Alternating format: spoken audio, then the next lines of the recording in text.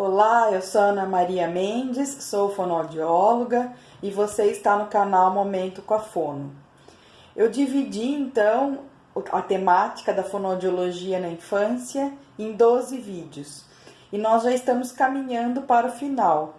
Esse aqui é o antepenúltimo vídeo, então o 10º vídeo dessa série e tá bem bacana, né? Então eu queria convidar você que não assistiu ainda os vídeos anteriores a assistir. Eles estão disponíveis então aqui no meu canal, Momento com a Fono.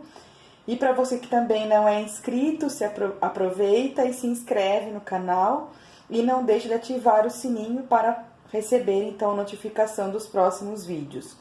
Os vídeos eles são postados nas terças e nas quintas-feiras à tarde, mas aí quando você ativa o sininho, então você já sabe, já tem a informação aí de primeira mão.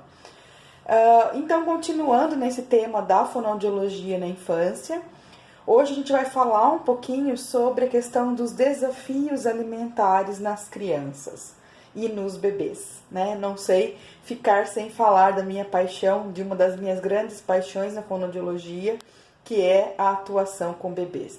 Já falamos aqui em outros momentos que bebê, já fiz uma série sobre os bebês. E sim, bebê também vai na fono, né? Então, a questão dos desafios alimentares, né? É um problema que tem crescido cada vez mais, uma patologia que tem aparecido bastante criança com dificuldade para se alimentar, né? Então, algumas crianças, lógico, vão ter, por conta de algum quadro, de algum episódio, de alguma questão, de algum aspecto da sua vida, uma facilidade, uma propensão maior a ter dificuldade alimentar. Então, por exemplo, crianças com síndrome de Down, crianças no espectro autista, crianças com alguma síndrome, paralisia cerebral, crianças prematuras, crianças que ficaram internadas, entubadas em UTI por muito tempo, são crianças de risco, então, para os desafios alimentares. Mas a gente não pode dizer que são só essas crianças, infelizmente, que vão ter dificuldade. As crianças típicas, com desenvolvimento adequado e sem nenhuma comorbidade, nenhum outro aspecto, também podem apresentar desafios alimentares. E esses desafios, então, já falei, né, na série sobre os bebês, sobre as questões da amamentação, na introdução alimentar.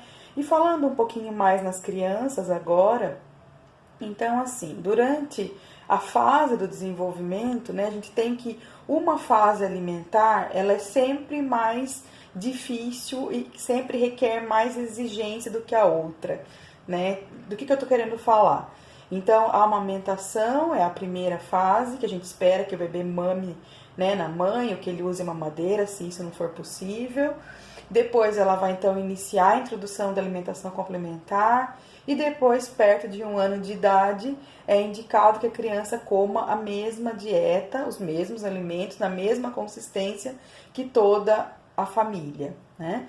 E a gente sabe então que da amamentação para a introdução alimentar e para a alimentação habitual da família, cada fase que eu avanço, que eu evoluo, eu vou tendo então uma dificuldade, uma exigência oral, seja das estruturas orais ou das funções orais maior. Então eu brinco que a questão da nossa boca é igual os games, né? A fase seguinte é sempre mais difícil do que a fase anterior. Então eu preciso ter ido muito bem na amamentação, muito bem na introdução alimentar, para dar conta e para conseguir depois comer. Até porque comer é um ato aprendido, é um ato complexo, e a gente que come sem dificuldade nenhuma não percebe e não se dá conta do quanto complexo é. Mas para algumas crianças vai ficar difícil lidar com as texturas dos alimentos, as temperaturas, o olfato, a questão do paladar, né? Tem algumas crianças que não vão conseguir ficar no mesmo ambiente que os alimentos. Pode ter uma fase entre os 2 e os 5 anos que a criança tem aneofobia, que é a dificuldade de experimentar os alimentos. Algumas crianças vão ter realmente algumas questões sensoriais para serem cuidadas. Algumas outras, né, a gente sabe que a participação do fonoaudiólogo no desafio alimentar, está relacionado aos órgãos, né, da boca, aos órgãos fonoarticulatórios, que além da fala também a gente usa a boca para comer, e as próprias funções de mastigação e deglutição.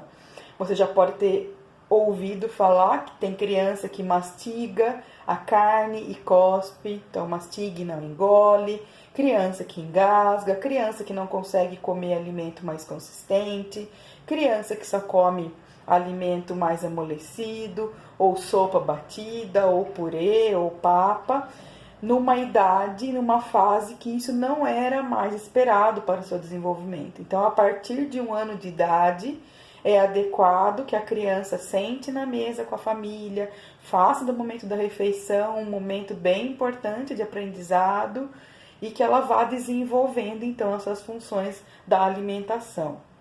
Então, essas crianças todas, né, que podem ter alguma dificuldade aí no desenvolvimento da alimentação, realmente seria adequado que elas, então, passassem pela consulta com o fonoaudiólogo para avaliação, para orientação e, se necessário, então, para iniciar a intervenção. E como que você pode ajudar? Então, não cobrando a criança, não obrigando ela a comer, não empurrando comida, não tampando o nariz e colocando comida forçado na boca dela, não punindo a criança, não colocando telas, né? Então ela só consegue comer se eu ligar o tablet, ela só consegue comer se eu ligar o desenho, né? Então, evitar essas telas, não prometer passeios, não prometer presentes, né? E realmente sempre buscar por uma avaliação, porque cada criança é uma, né? A gente até pode falar de orientações gerais, pode falar do que é adequado ou não adequado fazer, mas cada criança é uma. Então, procure um fonoaudiólogo de sua confiança, que ele vai saber te orientar e vai saber como ajudar você, né, a família e a criança a superar, então, os desafios alimentares. Nos vemos no próximo vídeo. Até lá, um grande abraço. Tchau, tchau.